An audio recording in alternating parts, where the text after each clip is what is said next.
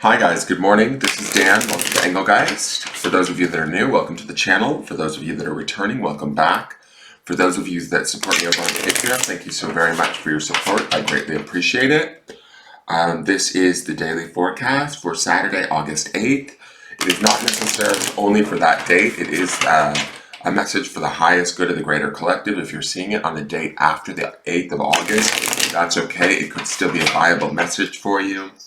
It may be reaching you exactly when you need it versus when it was created for, okay? So keep that in mind.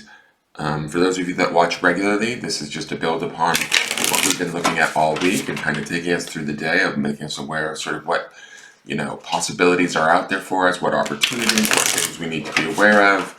If this does not make sense to you or doesn't fit with your day or how you're feeling, that's completely fine too. It just means that maybe you're working on something different or on a different trajectory, and that's totally fine. It may be a message for a greater part of, those that watch it, that you're just not a part of right now, and there's nothing wrong with that, okay? For those of you that want to follow me on Instagram, I'm at Engelgeist333. You can also go to patreon.com, look up Engelgeist and choose a monthly subscription there to support the daily forecast. Please just like, share, comment, subscribe on my videos. That also helps greatly too. And let's get into this and see what we've got going on. Yesterday we had a really nice reading, very open, energetic, full of opportunity. So I'm interested to see how we end out this week. The underpinning energy from Sunday for the week is the Eight of Pentacles. So keeping that in mind, that's not necessarily a bad card. It's actually a fairly decent card. So it's a nice balanced sort of grounded energy, focus, on sort of work, our material realm, that environment. So that's sort of like where we should be at, or what should be sort of driving us into the end of this week. So I like that. Let's see what we have for our card. Oh, okay. Interesting. We have eights. It's the Eight of Swords. So we have an Eight of Pentacles and the Eight of Swords. To me, the Eight of Swords feels a little bit trapped. It is trapped. If you look at this crow, let me just show it to you up close. This crow is sort of surrounded by all of these swords, and the crow is also, I don't know how well you guys can see it. I can't really see it on my computer screen, but there's a red ribbon wrapped around the crow's eyes. This is very traditional tarot art for the Eight of Swords. So, to me, this kind of always speaks to this idea of feeling trapped in our own environment mentally. Swords is the element of air and the intellect. So our thoughts might have us a little bit geared up today, feeling a little bit trapped. We might be kind of coming down off of the high of yesterday's experience with that Ace of Wands. And the, our whole goal this week was to kind of keep hold of our vision. What do we want? How do we want it? Here in this card, I feel like maybe our vision has been taken from us a little bit. That might be through frustration. Maybe things aren't moving the way we thought they would. Maybe things aren't moving fast enough, or we're not really quite seeing and can't put together how we're going to move forward in whatever way we think we're supposed to. But if we're letting that get to us, it's going to sort of drag us down. The Eight of Swords has this opportunity to slow us down even more so, and it's on us at that point because it's our own mind, our own thoughts, our own intellect that we're kind of maybe working against. The beautiful thing about the Eight of Swords is that what this crow cannot see is that there's kind of an opening that they can just hop right through those front two swords and pop right out and kind of release that ribbon from around their eyes and get to flying. Now, will it be the most easiest of flights? I don't know. We've got all of these clouds in the sky, so even if the blindfold was taken off and the crow was able to move forward and take off, or we were able to move forward towards our goal or whatever it is we desire, right? Whatever our focus was from yesterday or whatever our vision is this week. Those clouds speak to the idea that, we might have an idea of how to get there, but there may not be a very specific plan, or we might not know the very specific steps, and that's completely okay, is the feeling that I'm getting from this card. It almost says to me that this pause that we're in, right, this sort of, it may feel a little bit trapped for some of you, and might feel a little bit outside of your control. I actually get this feeling that this is not a bad thing. that this is actually an opportunity for us to sit still and get clear and continue to work on that vision, continue to work on that focus, continue to work on how it's going to feel to get there without like worrying about the mechanics of, are we getting there fast enough, or is it happening the way that we think? It's like these fine, how do I want to say this? It's almost like these finer details are getting in our way of the actual attainment of the goal. Does that make sense? And so with this Eight of Swords on top of that Eight of Pentacles, I feel like it's an opportunity to kind of bring in that balance and get grounded and see where we're working against ourselves versus where we're working for ourselves. Nothing is ever really a mistake, is kind of the feeling that I'm getting from this card. And that's where I feel like this, even if some of you may be feeling frustration or depression, sadness, whatever's going on in this card emotionally, right? It's sort of like our own doing, and I'm not trying to put the blame on you. What I'm saying is that I think that we need to challenge ourselves by looking at these thoughts, looking at these feelings, looking at these frustrations, sitting with them maybe for a moment, breathing through them, and finding release. Because these clouds, the reason why I'm going down this route is these clouds speak to this idea that even if these swords or these thoughts weren't here and we were unblindfolded and we could see sort of clearly, we still can't see clearly for the clouds that are around us, right? So this, to me, these clouds kind of represent the bigger environmental picture in today's world, right? These clouds could be our political systems, the state of our politics right now, right? Or the state of COVID-19, the state of race relations in the world. All of these sort of things are kind of clouding everybody's judgment right now. And that's okay, is sort of the vibe that I'm getting from this card. We're supposed to be stuck a little bit. Does that make sense? I'm not saying don't be productive and don't do what you need to do to attain your goals, but if you're not quite clear on how to get there, that's okay. Give yourself this break. There's also, like, when I'm saying this to you, this blindfold on the crow is taking and forcing this crow to go inward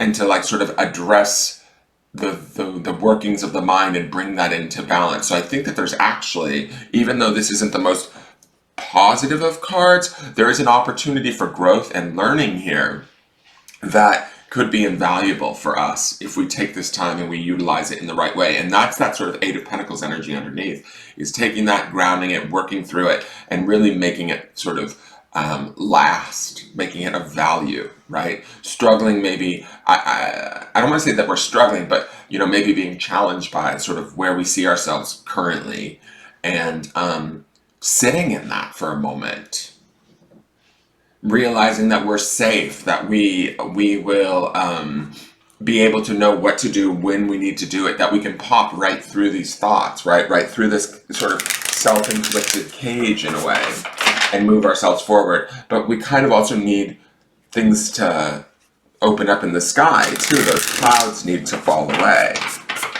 Does that make sense?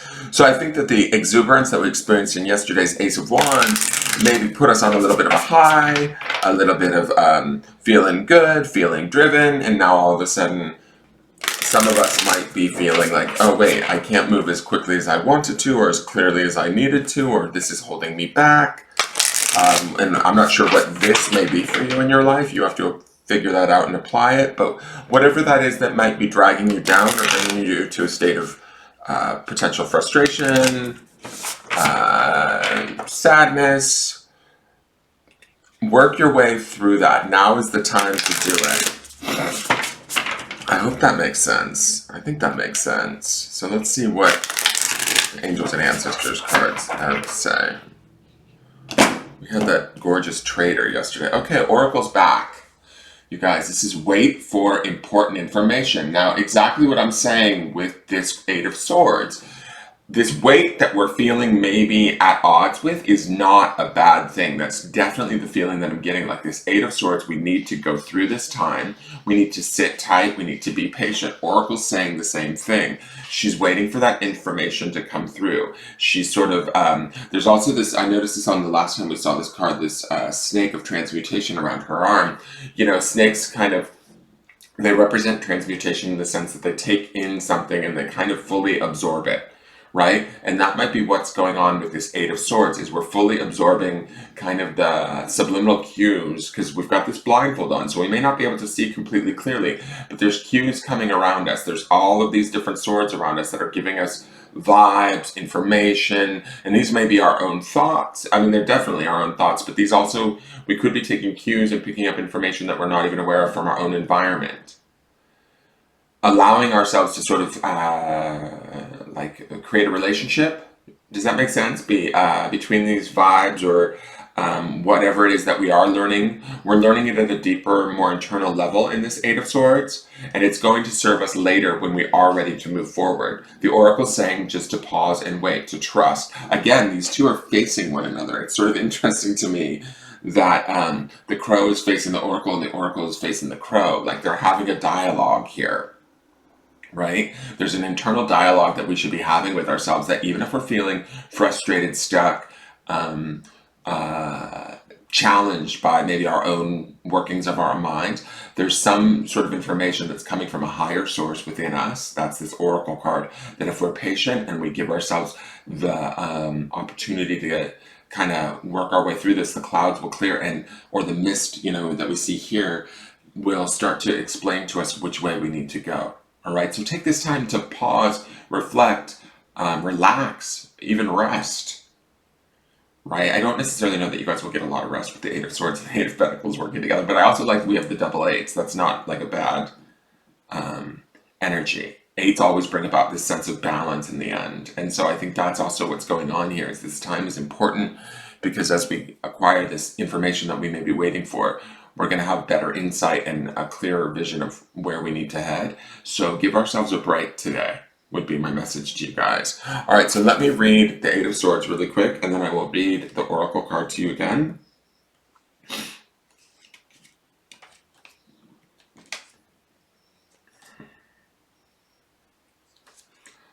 Eight of Swords. The crow is caught in a cage of swords and wrapped in a long red ribbon or tape that represents her limiting self-beliefs. She is a prisoner, powerless due to a lack of vision or ability to break free from her self-imposed cage. The Eight of Swords is a message to take back your power by looking at your situation or problem from a different angle. The Eight of Swords denotes a challenge due to restrictions that appear to be overwhelming or beyond your capabilities. You have the power to overcome any problem. The Eight of Swords asks that you look inward to discover the potential within. That's exactly what I said, guys. I also think that during this time, as we're looking inward, and I can't express this enough times, those clouds need time to clear. There's something in the environment that we're dealing with that maybe we're either aware of or we haven't realized yet, and we're thinking, oh, if I could just get clear on this in my mind or figure out which steps to take, I'd be able to move, and I don't understand why I can't do this. This is frustrating. If we're in that sort of space, we need to realize that even if what we thought needed to be out of our way was out of our way, there's still something else on the horizon or around us that we're unaware of that will block us from being able to see which way to go. That's those clouds, guys. So all of this, to me, it's funny. I'm getting this distinct feeling from this Eight of Swords that this is about divine timing, and this is why Oracle kicks in and she says, wait for more information, right? It's this sort of higher spiritual understanding, this higher sort of spiritual information that we need to wait for, and be patient and just utilize this time to go inward. All right, so 56 for Oracle. I'm going to reread Oracle to you guys. Did she show up this week too? Yeah, she did. She was on Monday. Interesting. All right, so Oracle, be open and receptive to information. Again, she's very similar to Trader, too. He was very open and receptive yesterday. Gather facts so that you can make a decision that is in line with your integrity. The Oracle is a truth speaker and insight bringer of this deck. The ancestor who will be your best outspoken girlfriend, someone who will tell you exactly what you need to hear to move forward.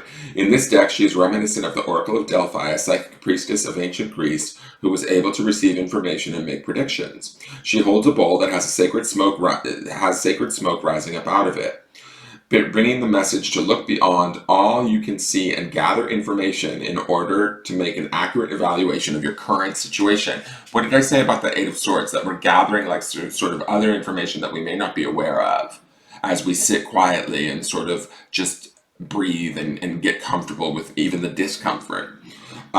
Angels, ancestors, and the universe are speaking to you at this time. So look and listen for important conversations, signs, and messages that will point you in the right direction. You're being guided to visit for more, to wait. Sorry, to visit. You're being guided to wait for more information before making any fast moves, because at the moment you are letting your wants get in the way of your needs. There is an opportunity for you to be everything clearly at this time, but you will only be able to do so if you are willing to truly open your eyes. If you have been waiting for further information about a choice you have to make or actions you have to take, don't take matters into your own hands, but let what needs to be revealed be revealed. Then you'll know what to do next. Angels are supporting you. Trust them. The other thing I have to say about this idea of angels supporting us, guys, and I have to remind myself of this at times too, and I sit in a friggin' angel chair of all things, is that we have to invite them in. You have to consciously invite them in and say, assist me, please. Show me what I need to know. Or else they're not going to step in the way of your free will and free choice. They will let you sort it out and struggle with it as long as you need to. Alright, let's see what the bounding stone is to end out the week. Here we go. So this is forgive on Tiger's Eye. So I always go to this place of, it's interesting to me, where do we need to forgive ourselves first and foremost? I feel like this forgiveness that we could ground in actually releases some of these swords that we might be using to pin ourselves down, right? Are there expectations that we have of ourselves and how we should manage a situation that we're in right now, that we're maybe being, extra judgmental with ourselves? Can we forgive ourselves for maybe not having the answers? Can we just be okay with maybe, like, we're in unprecedented times right now and maybe we're not supposed to know right now? And can we forgive that? Can we forgive the world around us for what's going on in it, right? Can we forgive those that have wronged us in the past and allow those things to sort of fall away so that we can now move into the present in a more aware and, present-minded space, right? Where we're not necessarily in fear of experiencing past pains repeating over and over again, but like ready to create something new and more in the now, right? And we do that through forgiveness, right? We do that through, learning the lesson by releasing the person for whatever that may have been done to us. Because ultimately, and this is like a little bit of a mind bender, but ultimately, we'll start to realize through this forgiveness that everything that's ever been done to us that was not appropriate or right or, that we were in agreement to that maybe caused us pain. On some level, we kind of also were in agreement to that energetically. At some level, these experiences have taught us, but we also don't want to relive them over and over again in an effort to sort of avoid them. Does that make sense? All right, so that is your forecast for the day. I hope that makes sense, you guys. Thank you so much for tuning in. I look forward to seeing you tomorrow for the weekly. We're starting off a new week tomorrow. We'll see where this is all going. Please like, share, comment, subscribe, and I will see you guys all later. All right, take care. Bye-bye.